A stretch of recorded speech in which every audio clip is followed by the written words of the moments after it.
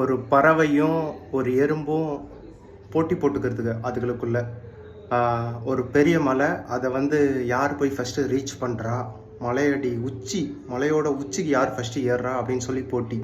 பறவை சிரிக்குது கிடந்துக்கிட்டு, நீலாம் என் கூட போட்டி போட முடியுமா, நான் பறந்து போயிடுவேன், நீ வேணா வா போட்டிக்கு வா, யார் ஜெயிக்கலாம் அப்படின்னு பார்த்து போட்டி ஸ்டார்ட் ஆகுது. பறவை தான் ஃபஸ்ட்டாக போய் ஜெயிச்சிருச்சு. எறும்பு என்ன பண்ணுது, ஊர்ந்து விடாமல் போய்கிட்டே இருக்குது. பறவை போயிட்டு மேலே நின்று சொல்லுது, நான் தான் அப்போவே சொன்னனே உன்னை என்னால் ஜெயிக்க முடியாது அப்படின்னு, நீ தான் போட்டிக்கு தேவையில்லாமல் கலந்து இப்போ உன்னை அசிங்கப்படுத்திக்கிட்ட அப்படின்னு சொல்லிச்சு. நாட்களும் கொஞ்சம் கொஞ்சமாக கடந்துருச்சு. அப்படியே எறும்பு தன்னோட விடாமுயற்சியால் அந்த மலையை கொஞ்சம் கொஞ்சமாக ஏறி ஒரு சில வருடங்களில் மலையோட உச்சிக்கு வருது. அப்போ பறவை பார்த்து சிலிர்க்குது, எப்படி நீ மேலே ஏறி வந்த, உனக்கு எப்படி அந்த கான்ஃபிடென்ட் வந்துச்சு அப்படின்னு.